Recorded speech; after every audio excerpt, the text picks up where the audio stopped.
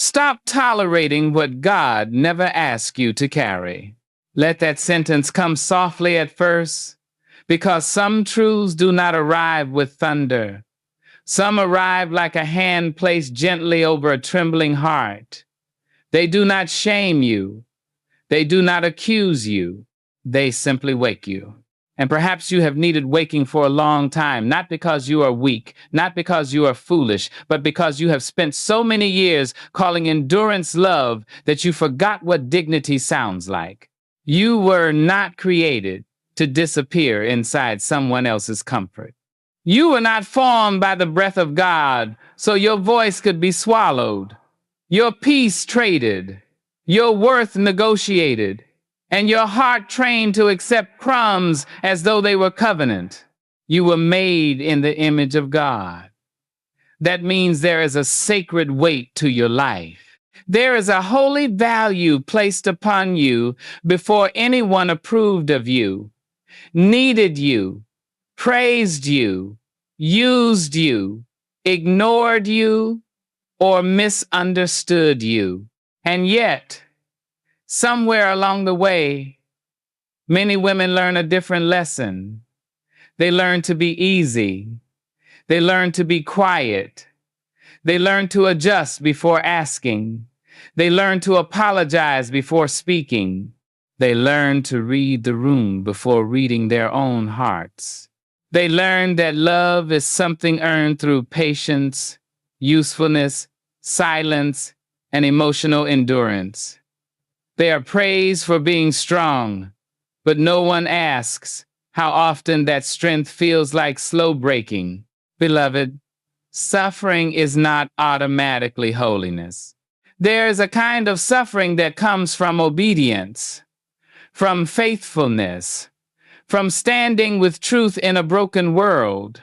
But there is another kind of suffering that comes from staying where God has already given you wisdom to step back. There is pain that refines, and there is pain that erodes. There is sacrifice that bears fruit, and there is self-erasure that only teaches others how little you will protect what God entrusted to you. Ask yourself gently, where have I been calling tolerance maturity when it is really fear? Where have I stayed silent, not because peace was present, but because I was afraid of what honesty might cost me? Where have I accepted less than dignity because I thought asking for respect would make me difficult?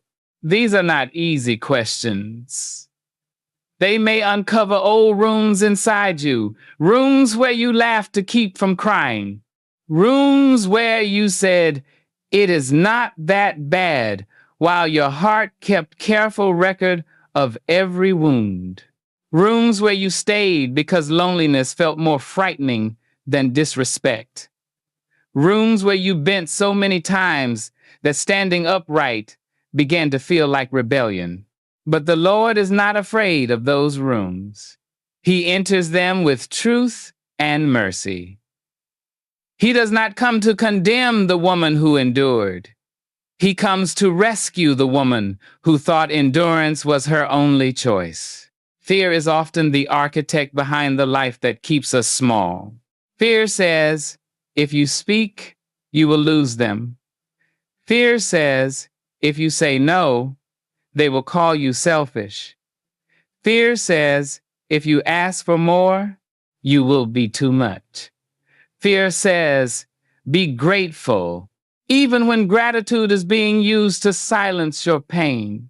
But fear builds houses without windows and calls them safe. It teaches you how to survive, but not how to breathe. It teaches you how to avoid conflict, but not how to live in truth. And God did not create you merely for survival. Jesus said he came that his people might have life and have it abundantly. That does not mean a life without hardship. It does not mean constant ease. But it does mean you were not meant to live permanently braced for harm, permanently apologizing for having needs, permanently shrinking so others do not feel confronted by your becoming. Abundant life cannot grow in soil where your dignity is constantly uprooted.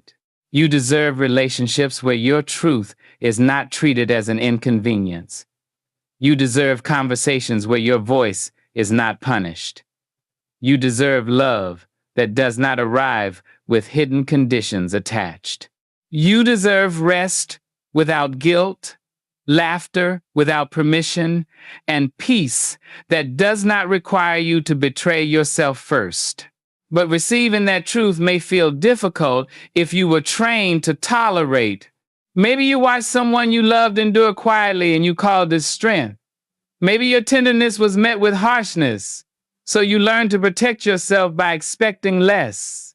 Maybe you were told that asking for respect was pride, that having boundaries was rebellion, that leaving harmful spaces meant you failed. Maybe you learned to survive by lowering your expectations until disappointment felt normal. But normal is not always holy. Familiar is not always safe. Long-standing is not always right. There is a quiet violence in accepting what diminishes you again and again. It may not look dramatic from the outside. No one may see the injury, but your spirit knows, your body knows, your sleep knows, your joy knows. Every time you silence the truth to keep the peace, something inside you learns that peace matters more than honesty. Every time you accept disrespect without naming it, your heart begins to expect it. Every time you abandon your own inner witness, you become a little more distant from the woman God is calling you to become. Yet every time you choose truth with humility, something sacred begins to be repaired, not all at once. Healing often begins in small acts of holy refusal, a quiet no, a boundary spoken with a shaking voice, a decision not to answer the message immediately, a prayer whispered through tears, Lord, teach me how to stop abandoning myself. A moment when you realize that disappointing someone else may be less dangerous than continuing to disappoint your own soul. Strength does not always roar. Sometimes strength is the trembling sentence, this hurts me. Sometimes it is the quiet decision, I cannot continue this way. Sometimes it is walking away without a speech because you finally understand that closure is not always a conversation. Sometimes closure is obedience. Sometimes closure is clarity. Sometimes closure is the moment your spirit says, no more.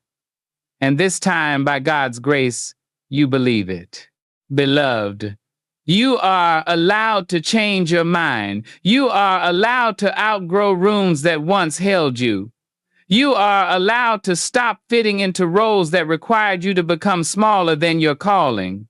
You are allowed to say, this no longer honors the life God gave me.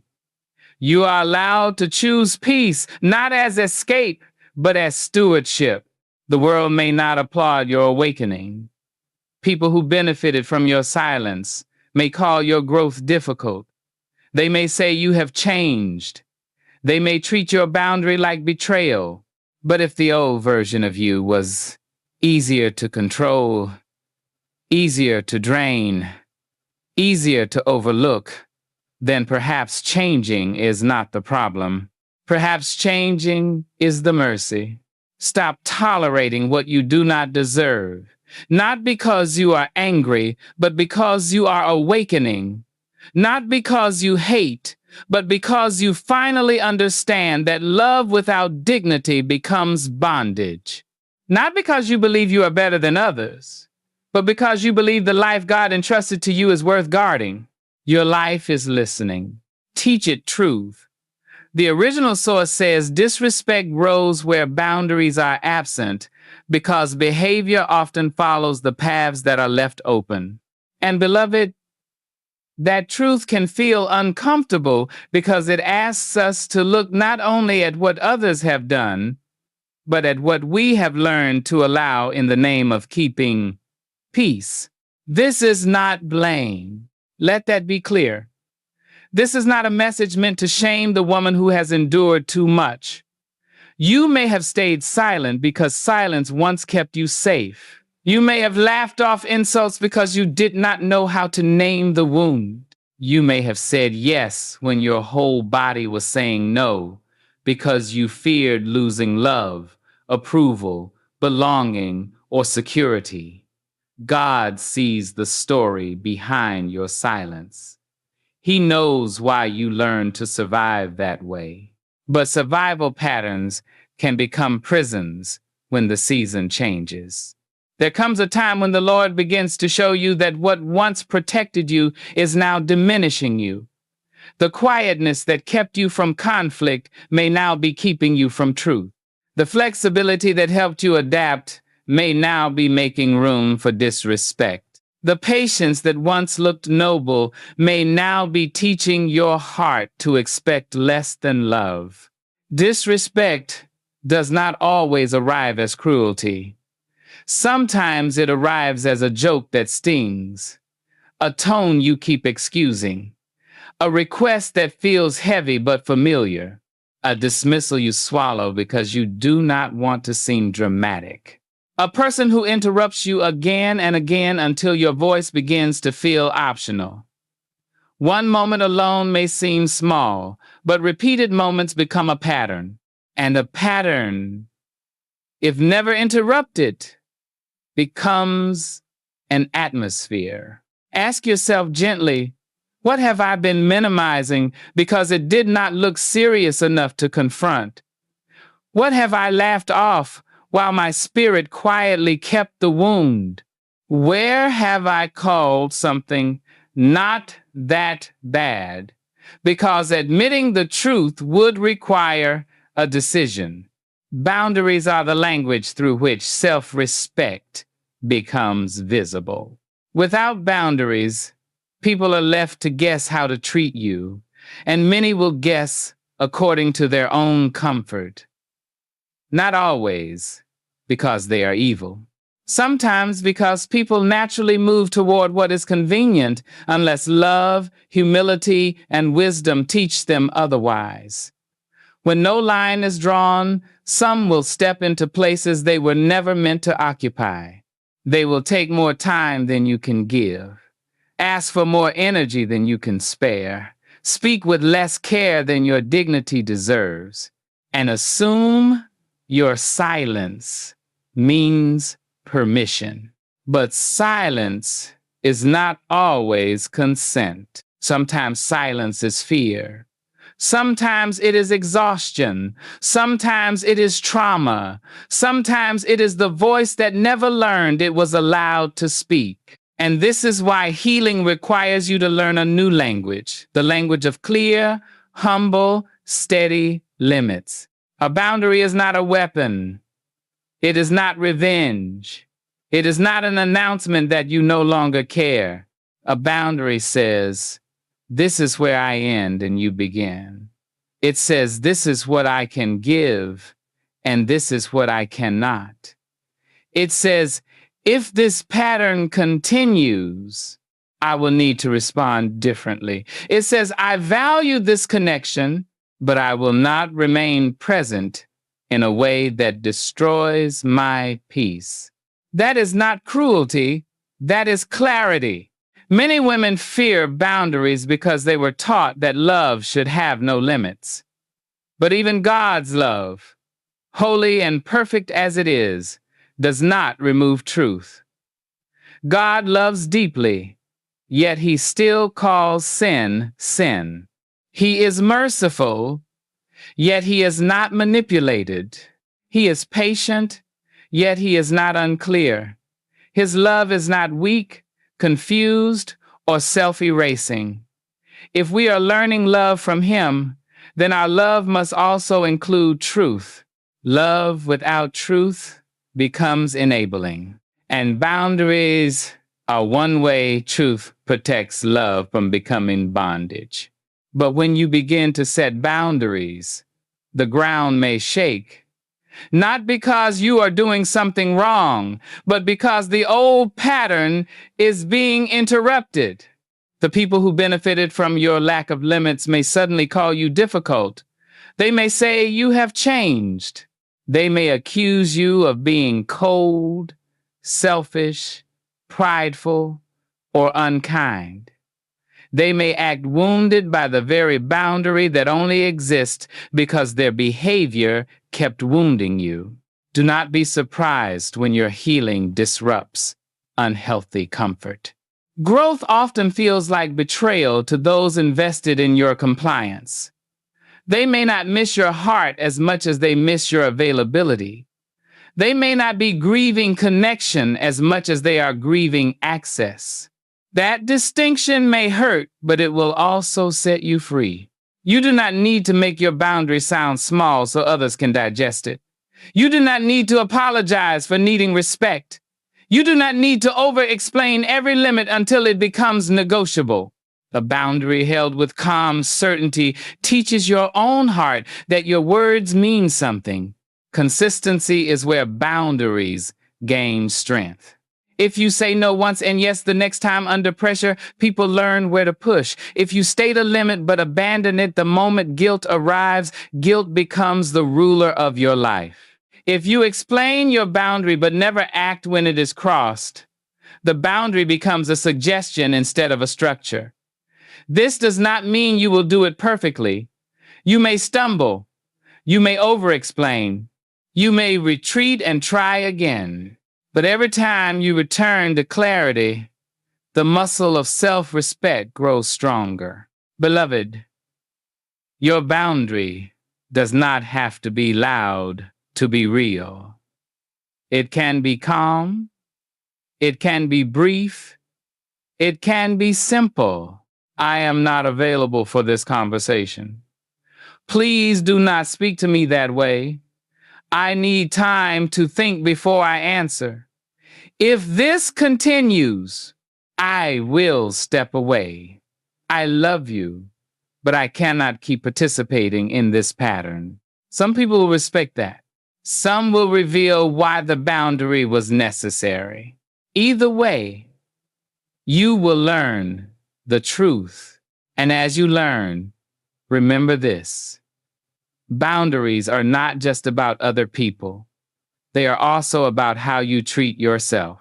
When you ignore your own limits, overwork your body, silence your intuition, dismiss your emotions, or force yourself to keep giving when you are empty, you are practicing the same disrespect you wish others would stop. Self-respect must become internal before it becomes external. So begin there. Honor the tiredness. Listen to the discomfort. Notice the resentment. Pay attention to the places where your yes is not honest. Ask God for the courage to live aligned with truth, not fear. Ask Him to teach you boundaries that are not harsh, but holy. Not bitter, but brave. Not selfish, but rooted in stewardship. You are not here to be endlessly available. You are here to be faithful with the life God placed in your hands. And sometimes faithfulness begins with a boundary. The original source reminds us that disrespect also grows. When boundaries are inconsistent, when you say no once and yes the next time, when you name a limit but abandon it under pressure, when your words say enough, but guilt convinces you to return as though nothing happened. And beloved, this is where many women feel the deepest frustration with themselves. Not because they do not know the truth, but because knowing the truth and living it steadily are two different forms of courage. You may have had the moment of clarity. You may have said, I cannot keep doing this. You may have prayed, cried, written the message, promised yourself that this time you would not bend. And then the guilt came. The accusation came. The silence came. The fear of being misunderstood came. Suddenly, the boundary that felt so clear in prayer began to feel too harsh in practice. So you softened it. You explained it again. You delayed it. You made an exception. You returned to the same pattern, hoping this time your kindness would be handled differently. Do not condemn yourself for that. Healing is not always a straight line. Learning to honor your limits after years of betraying them can feel like learning to walk again. Your old self may know how to survive through accommodation, but your new self is learning how to live through truth. That takes practice. It takes grace. It takes returning to yourself without punishment every time fear pulls you backward. But grace does not mean you stay inconsistent forever. There comes a time when love must become steady, when your yes must be honest and your no must be trustworthy, when your spirit must learn that your own words will not abandon it, because every time you state a boundary and then surrender it to guilt, your heart learns not to trust you. And every time you honor a boundary, even with a shaking voice, something inside you begins to heal. Ask yourself gently, where have I taught people that my limits can be negotiated if they apply enough pressure? Where have I confused compassion with inconsistency? Where do I need to become reliable to my own soul? Consistency is not cruelty. It is clarity repeated until the pattern changes. A boundary is not strong because it is dramatic. It is strong because it is lived. It says the same truth on Monday that it said on Friday. It does not become weaker because someone is disappointed. It does not disappear because someone says you are difficult. It does not need anger to stand. It only needs alignment. There is a spiritual steadiness in that kind of living. Jesus told us to let our yes be yes and our no be no. Not because he wanted his people to be rigid, but because double-minded living exhausts the soul. When you are always shifting between truth and fear, between conviction and guilt, between obedience and people-pleasing, your inner world becomes divided. And a divided soul becomes tired in ways sleep cannot fix. Boundaries bring you back into agreement with yourself. They teach your mouth, your body, your time, your choices, and your spirit to tell the same truth. They help you stop living as one person in prayer and another person under pressure. They help you stop saying, Lord, I trust you, while still allowing guilt to govern every decision. They help you practice integrity, not only toward others, but toward the life God entrusted to you. But boundaries must also be embodied. People can often sense when you doubt your own limit. They hear it when you apologize for needing respect. They notice it when your voice becomes small. They feel it when you offer 5 explanations before you even finish saying no. And those who are used to crossing your lines may look for the crack where guilt can enter. This does not mean your voice must be harsh. You do not need to become sharp to be serious.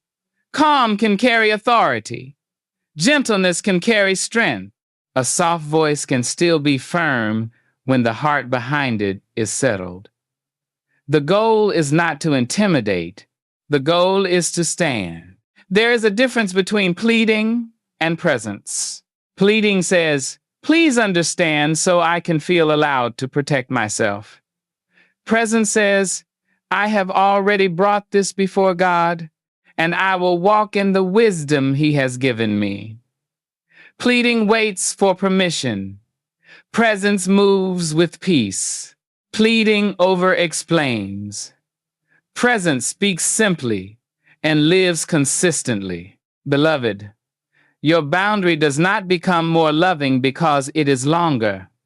Sometimes the most loving boundary is brief enough to remain clear. I will not continue if I am being spoken to this way. I need space. That does not work for me. I am not available for this pattern anymore. I love you, but I cannot keep sacrificing my peace to preserve this dynamic. Then live the sentence. That is where the real work begins. Not in saying the boundary, but in honoring it when the emotional storm rises, when they accuse, when they cry, when they dismiss, when they mock, when they act as though your limit has injured them more than their behavior injured you. That moment will reveal whether your boundary is rooted in fear of response or faithfulness to truth. And it will also reveal them. Those who love you with humility may not understand immediately, but they will care about what your boundary is protecting. Those who benefit from your lack of limits will focus only on what your boundary costs them. One response leads to repair. The other reveals entitlement. Do not ignore what the reaction teaches you. When someone respects your boundary, even imperfectly, there is room for trust to grow. When someone repeatedly punishes your boundary, the boundary was not the problem. The entitlement was. When someone calls you cruel for asking not to be disrespected, the issue is not your sensitivity. The issue is their expectation of access without accountability. This is why your boundary is not only a line, it is a light. It shows what was hidden. It exposes what politeness covered. It reveals whether the relationship has room for mutual respect or only room for your continued silence. And when the light reveals painful truth, you may grieve. That grief is holy if you let it lead you into wisdom instead of denial. You do not need to hate anyone to hold a boundary. You do not need to shame anyone to protect your peace. You do not need to become bitter to become firm. You can bless and still step back. You can forgive and still require changed behavior. You can love and still refuse to keep participating in what diminishes you. God is teaching you a steady love now. A love that does not abandon truth. A love that does not panic when misunderstood. A love that does not collapse under guilt. A love that includes yourself among the souls you are called to steward with care. So practice, try again, speak clearly, live consistently, return when you stumble. Let your boundary become not a performance, but a rhythm of self-respect under God. You are not becoming hard. You are becoming whole. The original source says outgrowing people is a form of wisdom, though it rarely feels like wisdom when you are living through it. More often, it feels like confusion. It feels like guilt. It feels like sitting across from someone you once felt close to and realizing that the conversation no longer has room for the woman you are becoming. Nothing dramatic may have happened. No great betrayal, no loud argument, no final insult that makes the decision obvious. Sometimes growth announces itself quietly. The laughter feels forced. The conversation feels smaller than your spirit. You find yourself editing your joy, hiding your clarity, softening your convictions, translating your heart into a language that no longer feels true, and afterward, you feel tired not because the person is evil, but because the connection now requires a version of you that God is no longer asking you to be. Beloved, not every relationship ends because someone did something terrible. Some relationships end because you grew. That truth can feel frightening if you were taught that loyalty means permanence. Many women were taught that if someone has been in your life for a long time, they must remain close forever. If they once helped you, once understood you, once walked beside you, then stepping back feels cruel. You may question your own character before you question whether the relationship still carries life. You may ask, am I being ungrateful? Am I becoming prideful? Am I abandoning someone who mattered to me? But growth does not always mean rejection. Sometimes it means realignment. There are people who were meaningful for a season. They met you at a certain point in your life. They shared your fears, echoed your pain, understood your language, and offered companionship when you needed it. That mattered. That was real. But real does not always mean permanent.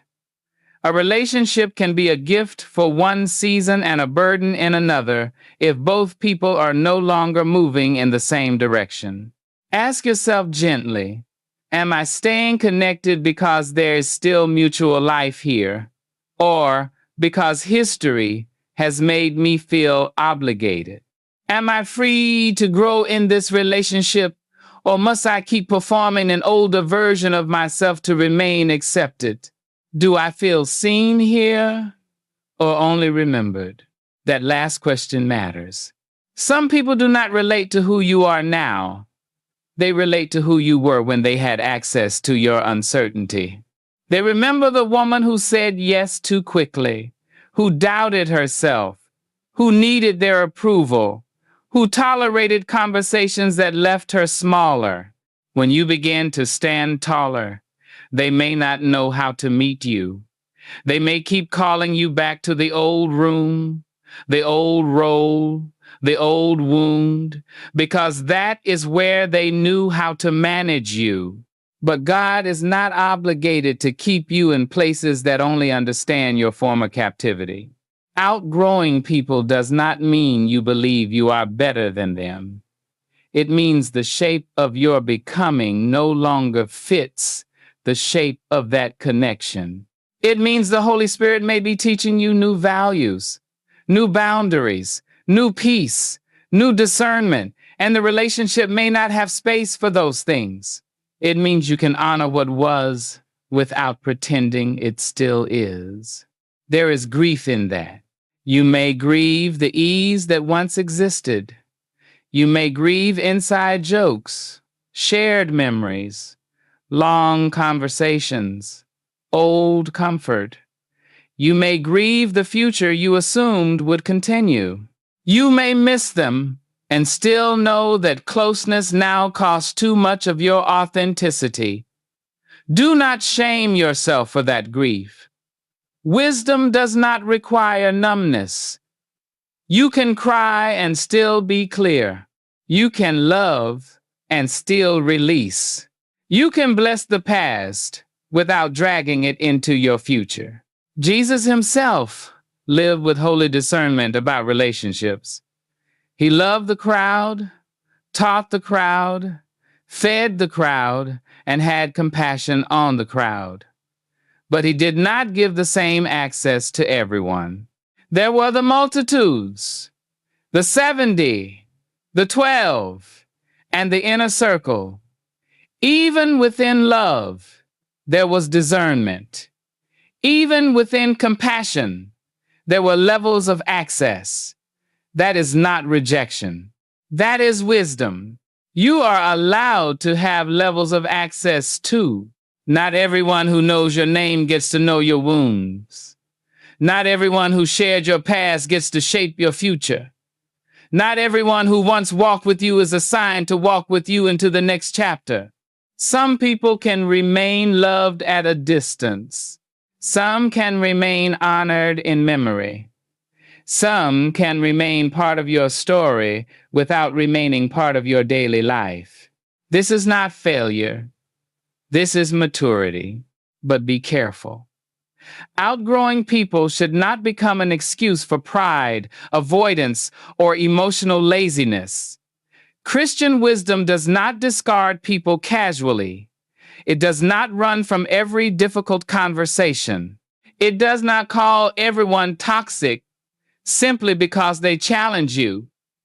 Healthy growth still honors humility. It asks God, am I leaving because you are leading, or because I do not want to be uncomfortable? It invites the Lord to search the heart. But when the answer is clear, when the pattern has been observed, when the relationship repeatedly asks you to shrink, when your growth is mocked, minimized, envied, or punished, then release may be obedience. Some people will accuse you of changing. Let that accusation lose its power. Of course you changed. Healing changes people. Wisdom changes people. Boundaries change people. Prayer changes people. Pain, when surrendered to God, can become transformation. You are not wrong for no longer fitting inside a version of yourself that was built around survival. The goal is not to become distant from everyone. The goal is to become honest about where your soul can breathe. As you grow, your circle may become smaller, but smaller is not always emptier. Sometimes smaller is safer. Sometimes smaller is deeper. Sometimes God removes noise so you can finally hear the voices that honor your becoming. Sometimes He clears the room not to punish you, but to make space for relationships rooted in truth, reciprocity, prayer, respect, and peace. So if you are outgrowing people, do not rush to condemn yourself. Bring the grief to God, bring the guilt to God, bring the memories to God. Ask Him to teach you how to release without bitterness, how to remember without clinging, how to walk forward without arrogance, and how to love people without remaining bound to every version of them. You are allowed to continue becoming. You are allowed to outgrow what once held you. You are allowed to follow God into a life where belonging no longer requires self-betrayal. The original source says, choosing yourself is an act of courage because it goes against many of the lessons you were quietly taught to survive. And beloved, that courage may not look dramatic from the outside. It may not look like a door slammed, a voice raised, or a life changed overnight. Sometimes choosing yourself begins so quietly that no one else even notices. It begins when your spirit whispers, something is not right, and for the first time, you do not silence it. You may have spent years adjusting before anyone asked you to. You learned how to read faces, soften your words, hide your disappointment, and make yourself easier to love. You learned which parts of you were welcomed and which parts needed to be folded away. You learned to smile when you were uncomfortable, to say yes when your body said no, to keep peace even when peace only meant everyone else was comfortable and you were disappearing. And because you survived that way, you may have mistaken it for who you are. But survival is not identity. It is a strategy. God is not calling you to despise the version of yourself who survived. She did what she knew how to do. She endured with the tools she had. She protected you in the only language she understood at the time. Honor her, but do not let her fear become the ruler of your future. There is a new woman being formed in you now, a woman who can be gentle without being easily used, loving without being self-erasing, faithful without being silent about what harms her. Choosing yourself means acknowledging your needs without immediately putting them on trial. Many women have been trained to cross-examine their own hearts before anyone else does. Am I asking too much? Am I being sensitive? Am I overreacting? Am I selfish for needing rest? Am I wrong for wanting respect? Before their pain is even allowed to speak, they have already accused it. Beloved, your experience deserves to be heard before it is dismissed. This does not mean every feeling becomes final truth. Feelings need wisdom. They need prayer. They need the word of God. But they are still information. Pain tells you something. Exhaustion tells you something. Resentment tells you something. The tightness in your chest, the heaviness in your spirit, the dread before certain conversations, these are not always signs of weakness. Sometimes they are signals that your soul has been ignored for too long. Ask yourself gently, what have I been feeling but refusing to honor? What need have I been calling inconvenient? What part of me keeps asking for care, and why do I keep answering it with shame? Choosing yourself is not arrogance. It is stewardship. It is saying, the life God entrusted to me matters. It is understanding that you are not only responsible for how you treat others, but also for how you allow yourself to be treated.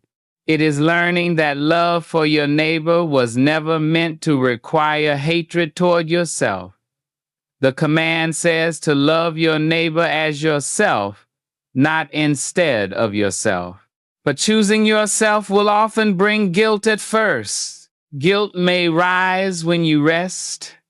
Guilt may rise when you say no. Guilt may rise when someone is disappointed and you do not rush to fix their discomfort. Guilt may rise when you stop overgiving and people notice the difference. Do not panic when guilt appears. Sometimes guilt is not conviction from God. Sometimes it is only the echo of old conditioning losing control. There is a difference between conviction and manipulation. Conviction from God leads you toward truth, humility, repentance, and peace. Manipulative guilt pushes you toward fear, confusion, self-abandonment, and panic. Conviction clarifies, manipulation clouds. Conviction restores your relationship with God and others in truth.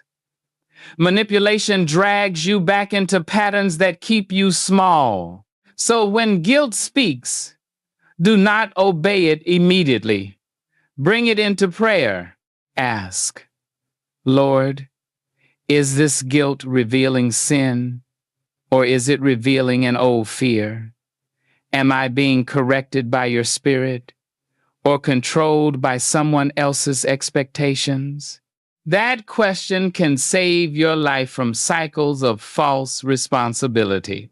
Choosing yourself also requires you to accept that not everyone will understand.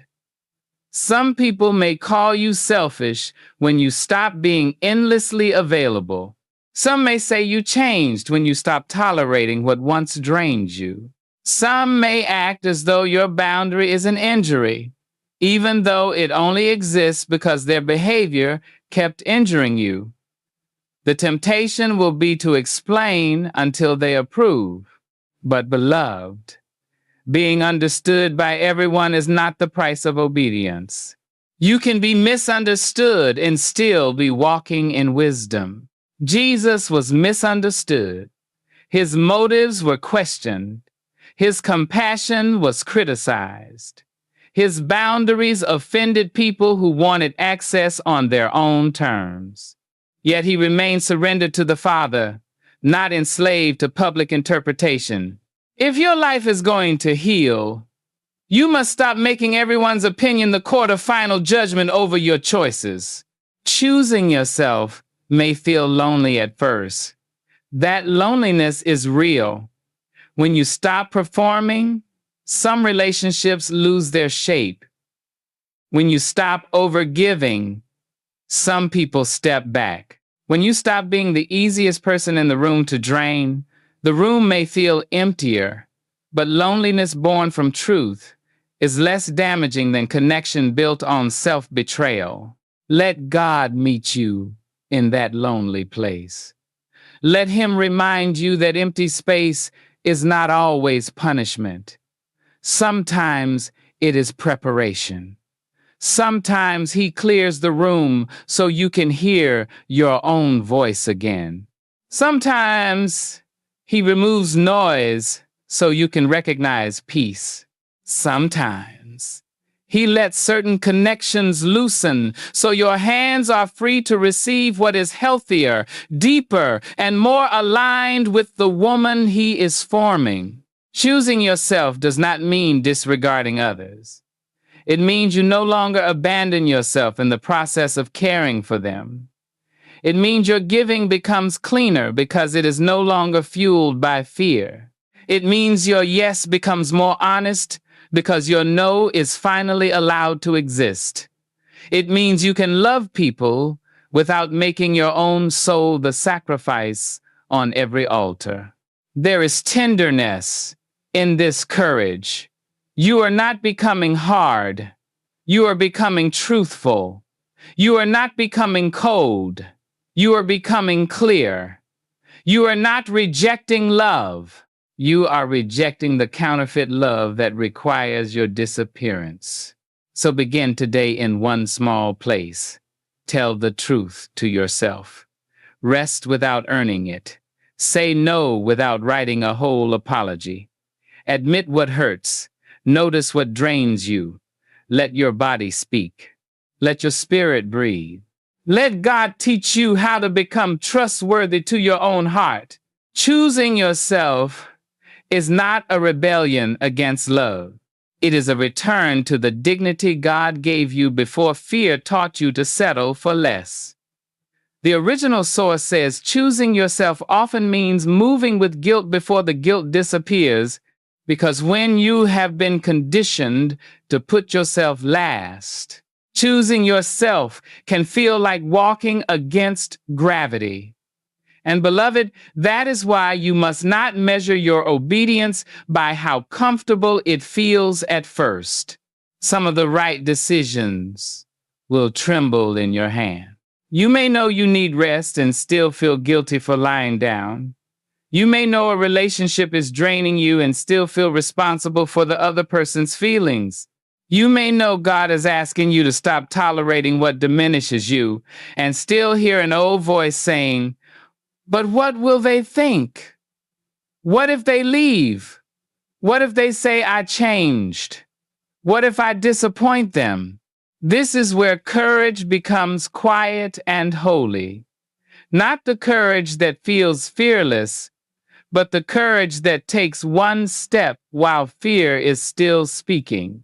The courage to let someone be disappointed without rushing to repair their opinion of you. The courage to say, "I cannot do this anymore," without turning your humanity into a courtroom. The courage to believe that your limits are not failures, they are truths. Many women have been trained to treat their limits like sins. They apologize for being tired. They explain why they need space. They feel ashamed for not being able to carry what was never theirs to carry. But even the body God gave you has limits.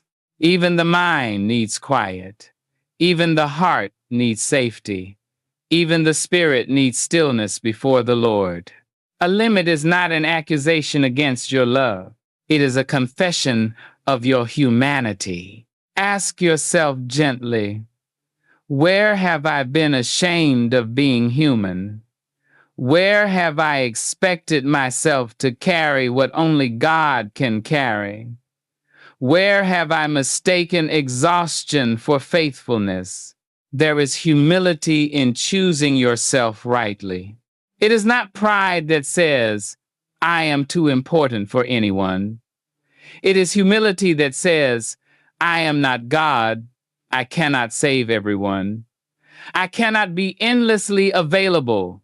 I cannot heal another person by abandoning my own soul.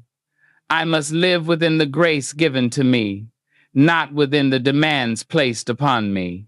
That truth may offend the part of you that built an identity around being needed. For a long time, being needed may have felt like being loved.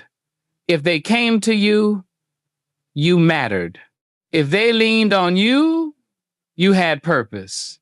If you fixed the situation, soothed the pain, answered the call, carried the burden, and made everything easier, then maybe you felt safe from rejection. But being needed is not the same as being cherished. Sometimes people need what you provide while never truly honoring who you are.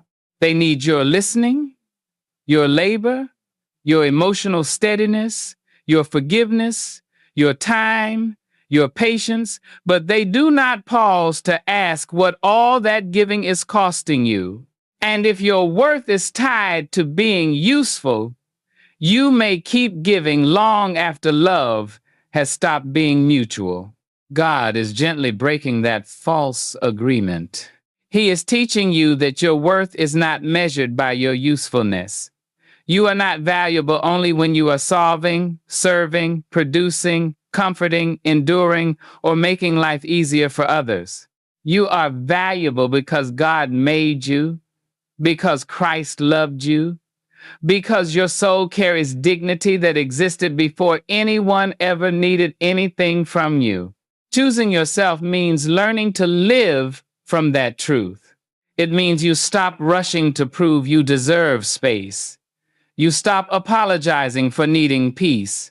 You stop performing strength while quietly breaking. You stop letting other people's urgency become your emergency.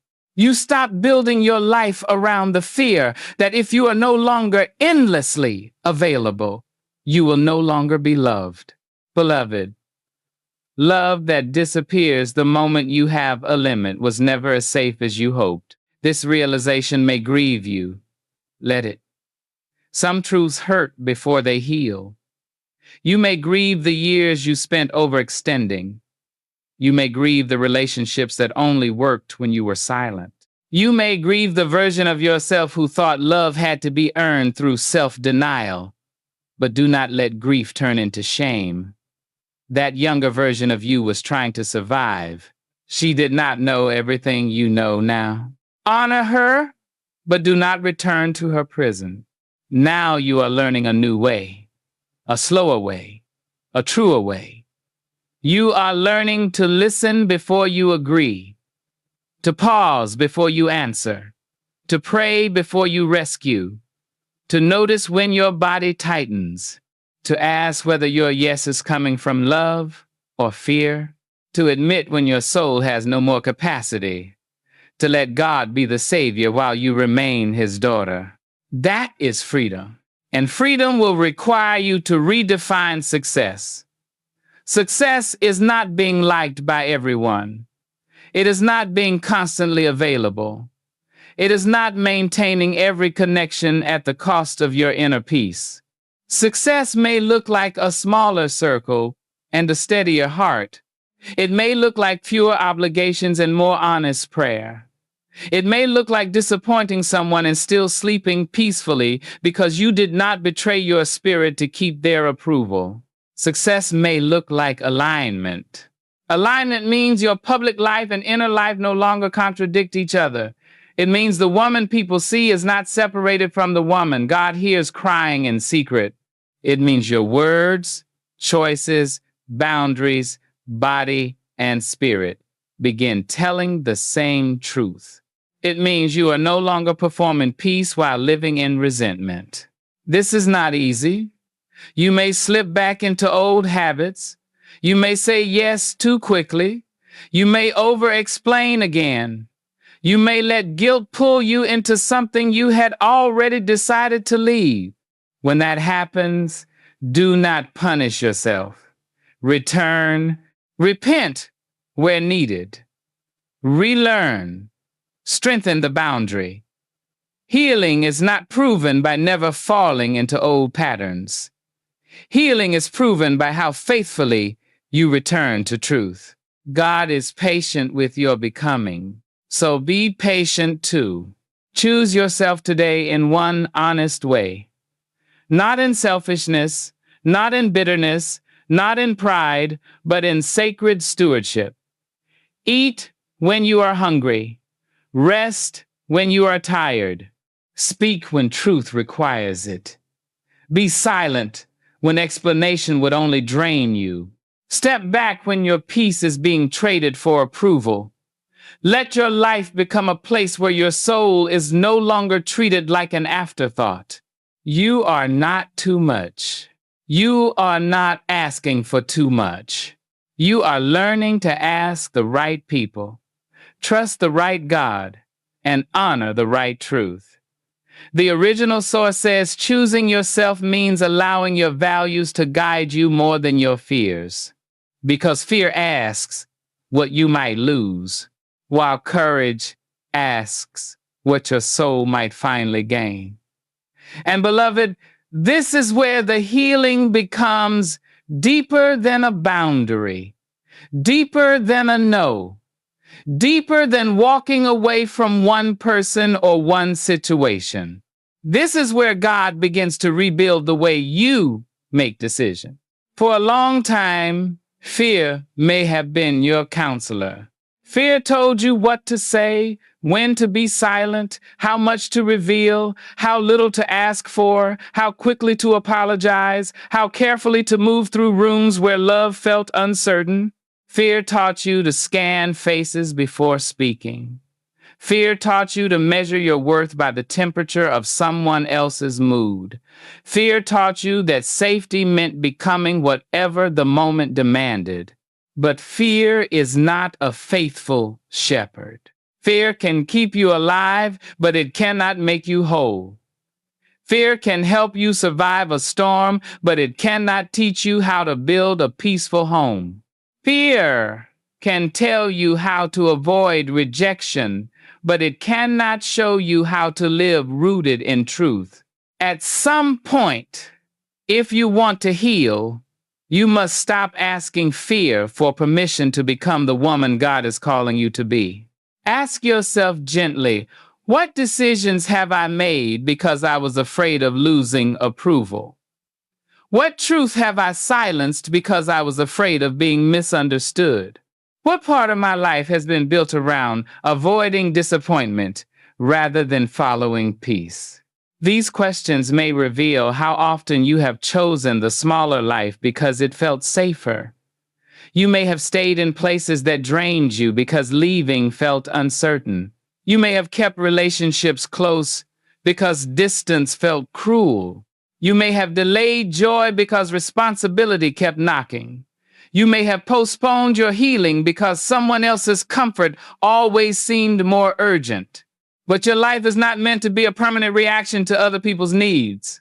Choosing yourself means learning to live from the inside out, not from the outside in.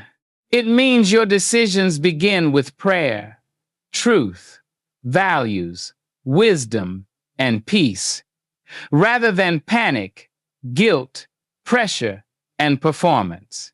It means you stop asking, how do I make everyone comfortable? And start asking, what is faithful? What is honest? What protects what God is healing in me? That shift will change everything. You may begin to notice what drains you sooner. You may begin to trust the quiet check in your spirit. You may begin to feel the difference between peace and people-pleasing, between compassion and compulsion, between a God-led yes and a guilt-driven yes. You may begin to realize that your intuition was not weakness.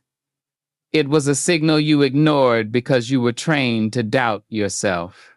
Now, bring that intuition under the wisdom of God.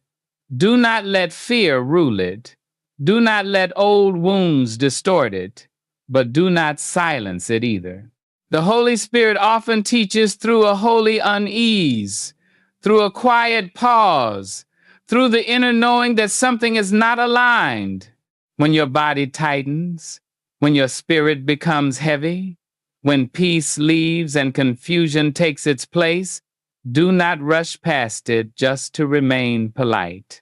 Pause, pray, listen, Choosing yourself also means redefining what success looks like. The world may say success is constant motion, constant achievement, constant availability, constant approval. But what if success in this season looks like peace? What if it looks like sleeping without dread?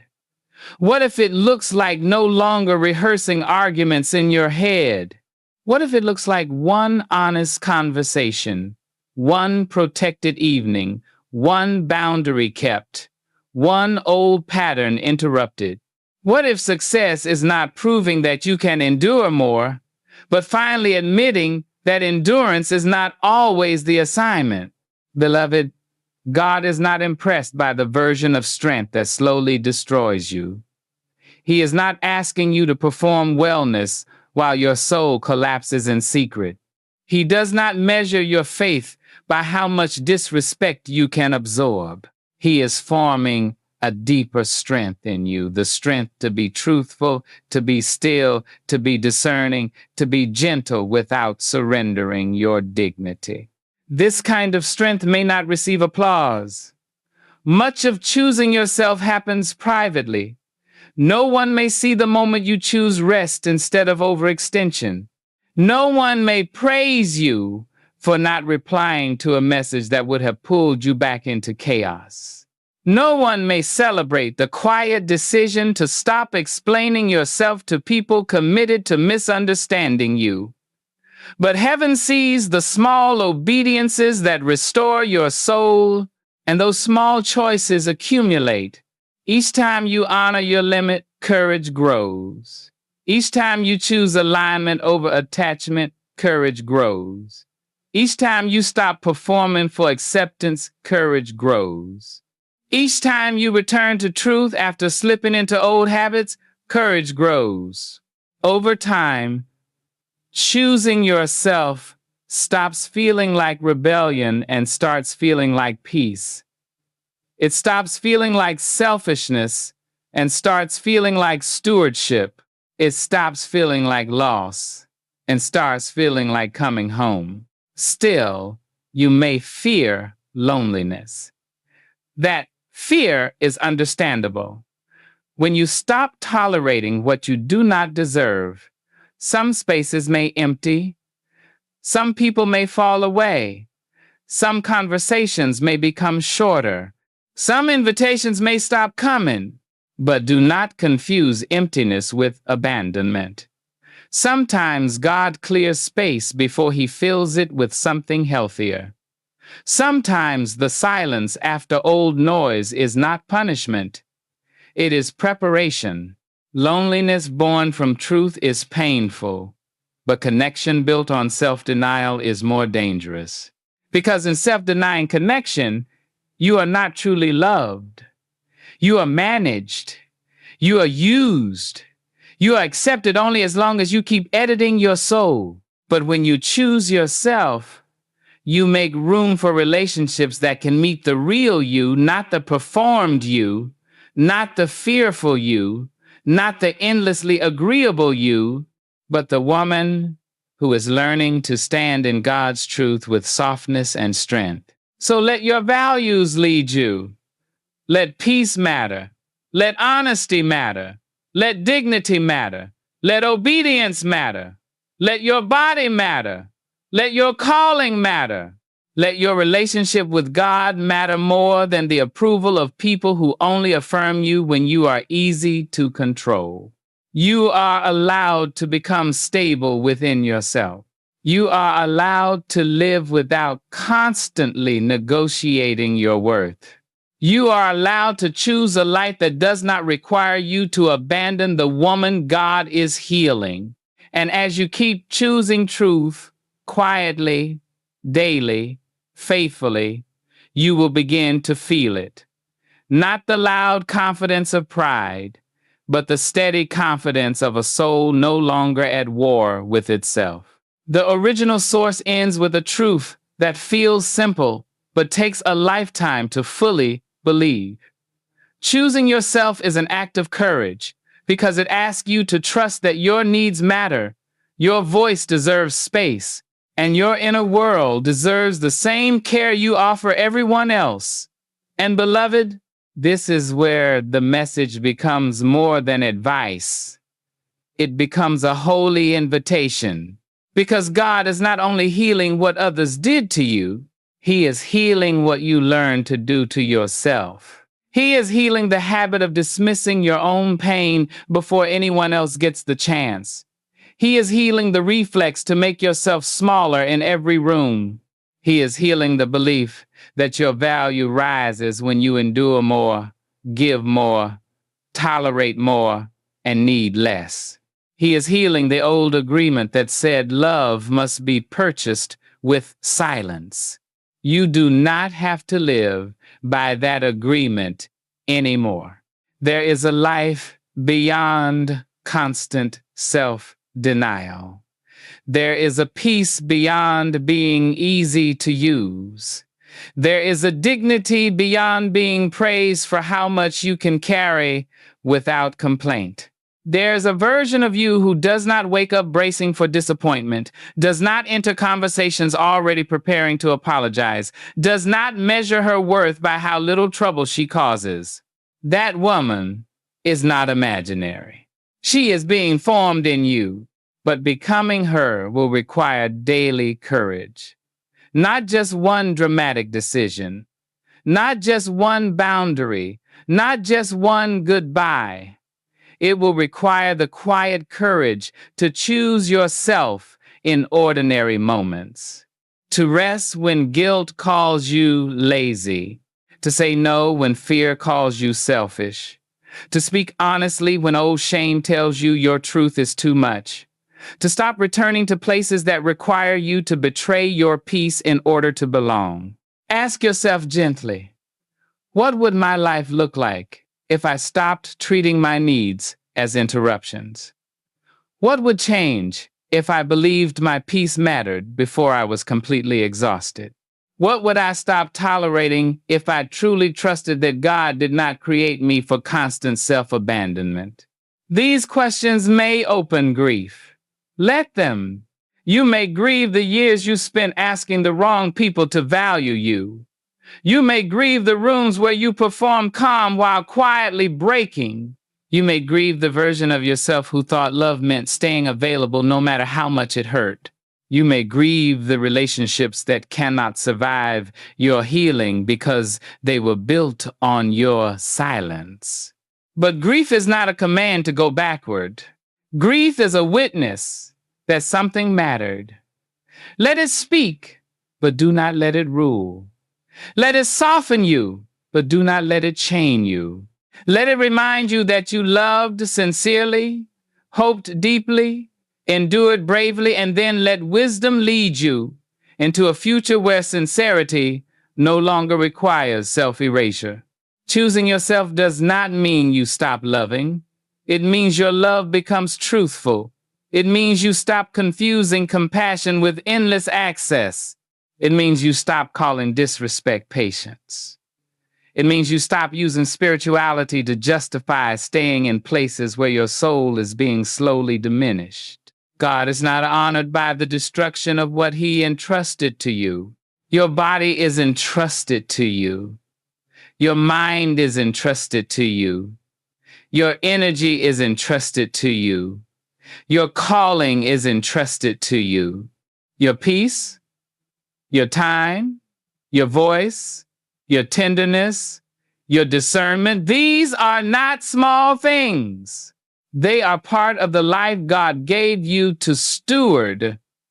And stewardship sometimes requires saying, I cannot continue this way, not with hatred, with holiness. There will be people who misunderstand your becoming. They may say you have changed. They may say you are distant. They may say you are not as agreeable as before. And maybe they are right. You are changing. You are becoming less available for what drains you. You are becoming less willing to confuse guilt with guidance. You are becoming less interested in approval that costs your authenticity. That is not rebellion. That is restoration. The woman God is restoring in you may still be gentle, but she is no longer easily erased. She may still forgive, but she no longer confuses forgiveness with returning to the same wound. She may still serve, but she no longer serves from emptiness. She may still love deeply, but she has learned that love without truth becomes captivity. So walk forward with tenderness and firmness together. Let your heart remain soft before God, but let your boundaries remain clear before people. Let your compassion be real, but let it be guided by wisdom. Let your yes be honest. Let your no be clean. Let your silence be peaceful, not fearful. Let your life stop apologizing for wanting to breathe. And when you fail, when you slip back into old patterns, when you over-explain again, when you tolerate what you promised yourself you would no longer tolerate, do not collapse into shame. Return. That is the rhythm of healing. Return to truth.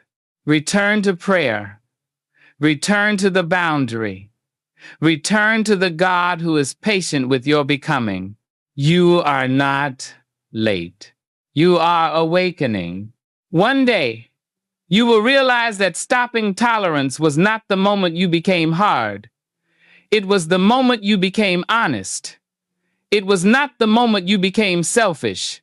It was the moment you became faithful with your own life. It was not the moment you abandoned love. It was the moment you stopped abandoning yourself in the name of love. So stop tolerating what you do not deserve. Stop calling fear wisdom. Stop calling silence peace. Stop calling self-erasure patience. Let God teach you a better way. A way where dignity and humility can live together. A way where love and boundaries can stand side by side. A way where you can be soft and strong, forgiving and discerning, compassionate and whole. Your life is listening. Your soul is waiting. And by the grace of God, you can begin again, not as the woman who endured everything, but as the woman who finally learned to honor the life God placed in her hands.